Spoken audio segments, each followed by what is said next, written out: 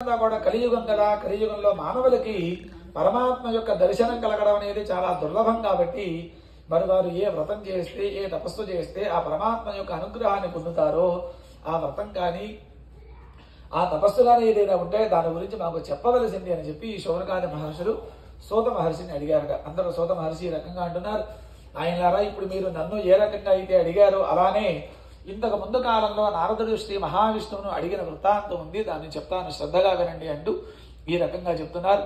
ఒకానొక సమయంలో నారద మహర్షి 14 లోకాలు తిరుగుతూ మార్గమున భూలోకానికి వచ్చారట. అంటే ఇక్కడ మార్గమున భూలోకానికి రావడం ఏమిటి అంటే మనకు ఉన్నవి మొత్తం 14 లోకాలు.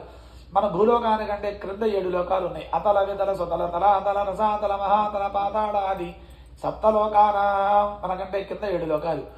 మన పైన 6 లోకాలు ఉన్నాయి. అవి ఏమిటి? భువర్లోకము, సువర్లోకము, మహర్లోకము, జనోలోకము, తపోలోకము, సత్యలోకమని మనకంటే పైన 6 లోకాలు ఉన్నాయి. ఏ జీవి అయితే బాగా పాపం చేసిందో వాడు పాతాళాది లోకాల్లో జన్మిస్తారు, బాగా పుణ్యం చేస్తే కనుక ఊర్ధ్వలోకాల్లో జన్మిస్తారనమాట. ఈ భూలోకానికి ఇంకో పేరేంటి అంటే మర్త్యలోకము అని, అంటే పుణ్య పాపాలు సమానంగా చేసిన ప్రదేశము అని. అందుకనే మనకంటే క్రింద లోకాల్లో అప్పటికప్పుడు పుట్టడం కాలం చేయడం అనేది జరుగుతూ ఉంటుంది. మరి ఊర్ధ్వలోకాల్లో కొన్ని వేల సంవత్సరాల పాటు తపస్సు చేస్తూ స్వర్గాది సుఖాలను అనుభవిస్తూ ఉంటారు. భూలోకంలో కొంతవరకు 100 సంవత్సరాలు సుమారుగా జీవన ప్రమాణాన్ని సాగించి ఆ తర్వాత పరమాత్మలో ఐక్యమవుతూ ఉంటారు. అంటే ఇక్కడ భూలోకానికి ఏంటయ్యా అంటే పుణ్యపాపాలు సమానంగా చేసిన ప్రదేశము అని. ఈ నారద మహర్షి ఈ పాతాళాది లోకాల నుంచి బయలుదేరుతూ ఈ మధ్యలో ఉన్నటువంటి భూలోకానికి వచ్చారట. భూలోకంలో మానవులందరినీ కూడా చూశారు, చాలా బాధపడ్డారట. ఎందుకని అంటే అయ్యో అన్ని జన్మల కంటే మానవ జన్మ చాలా గొప్పది కదా, వీళ్ళు మానవ జన్మను పొందినప్పటికీ ఏదో రకమైన సమస్య చేత ఈ మానవ జన్మను వృధా చేసుకుంటున్నారే, వీళ్ళు అనుభవించేటువంటి కష్టాలన్నీ కూడా తొలగిపోయి సకల సుఖాలు కలగడానికి వీళ్ళకి ఏదైనా మార్గం ఉంటే బాగుండు అని చెప్పి మనందరినీ తరింపచేయాలన్న ఆలోచన చేత నారద మహర్షి భువర్లోక, సవర్లోక, మహర్లోక, జనోలోక, తపోలోక, సత్యలోకాలను దాటి ఆ పైన ఉన్నటువంటి విష్ణులోకానికి వెళ్ళారట. అంటే మోక్షము అనేటువంటి స్థానానికి వెళ్ళి ఆ పరమాత్మను ప్రార్థించారట. అక్కడ స్వామివారు ఎలా ఉన్నారయా అంటే చక్కని తెల్లని శరీర ఛాగా కలిగి 4 చేతులు ఎందు కూడా శంఖము, చక్రము, గదా, పద్మము, మెడలో తులసిమాలతో దేదీప్యమానంగా కనిపిస్తూ ఉన్నారట. అటువంటి దివ్యమంగళ విగ్రహాన్ని చూశాడు నారద మహర్షి.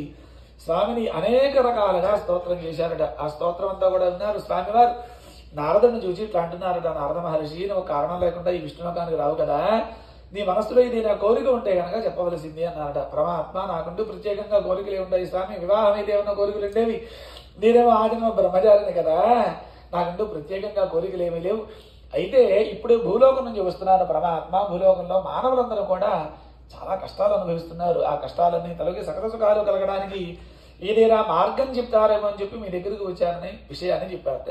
పరమాత్మ చాలా సంతోషించాడు. ఎందుకని వైకుంఠానికి వచ్చి విష్ణు దర్శనం కలిగిన తర్వాత కూడా ఇంకా భూలోకంలో ఉన్నటువంటి మానవులకు ఏదో ఉపకారం చేయాలన్న ఆలోచన ఉంది చూశారా, ఆ పరోపకార బుద్ధిగా పరమాత్మ సంతోషించి నాయనా నారద మహర్షి నువ్వు అడిగావు కాబట్టి చెప్తున్నారయ్యా, కలియుగంలో సత్యవ్రతం అనేటువంటి వ్రతం ఉంది. ఈ వ్రతాన్ని ఎవరైతే ఆచరిస్తారో కల్పవృక్షంలాగా వాళ్ళు ఏదైతే కోరుకుంటారో ఆ కోరికలన్నీ కూడా నెరవేరుతాయి అని చెప్పి ఈ వ్రతం చేసేటువంటి విధానం చెప్తున్నారట.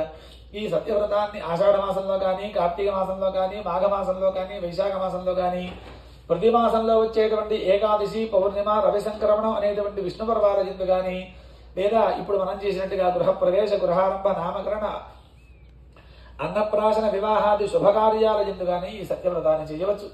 ఈ వ్రతాన్ని చేసేవాడు సూర్యోదయానికంటే ముందుగానే నిద్ర లేవడం, అలానే చక్కగా స్నానం చేసి మనస్సులో స్వామిని ధ్యానం చేసి ఉపవాసం చేసి సాయంత్రం ప్రారంభ సమయంలో ఈ వ్రతం చేయాలట. ఈ వ్రతాన్ని చేసేవారు ముందుగా దీపారాధన చేయడం, గణపతిని ఆరాధన చేయడం, ఆదిత్యాది నవగ్రహాలను, ఇంద్రాది దిక్పాలకులను, సకల దేవతలను మండపం మీద ఆవాహన చేయాలట.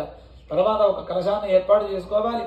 అది బంగారంతో కానీ, వెండితో కానీ, రాగితో కానీ, ఇత్తడితో కానీ, లేదా మట్టితోనైనా సరే కలశాన్ని చేసుకొని ఆ మండపం మీద ఉంచాలట. తర్వాత ప్రతిమకు అభిషేకం చేసి మండపం మీద ఉంచి భక్తి శ్రద్ధలతో అష్టోత్తర శతనామాలతో ఆ పరమాత్మను పూజించాలి. తర్వాత మరి స్వామివారికి ఇష్టమైన ప్రసాదం ఏమిటి అంటే గోధుమ రవ్వ, శర్కర, ఆవు పాలు, బాగా పండిన అరటిపళ్ళు, తేనె, నెయ్యి ఇవన్నీ కూడా వేసి శుచిగా ప్రసాదాన్ని తయారు చేసి స్వామికి నివేదన చేయాలి. తర్వాత బంధువులతోనూ స్నేహితులతోనూ కలిసి కథ విని తర్వాత భక్తి శ్రద్ధలతో తీర్థ ప్రసాదాలు స్వీకరించాలి. ఎవరైతే ఇప్పుడు నేను చెప్పినట్టుగా సత్యవ్రతాన్ని చేస్తారో వారందరూ కూడా సకల సుఖాలు అనుభవించి అంత్యమైన విష్ణు సాయుధ్యాన్ని పొందుతారు అని చెప్పి ఈ నారద మహర్షికి శ్రీమన్నారాయణమూర్తి చెప్పగా శౌనకాది మహర్షులకు సోద మహర్షి చెప్పారట.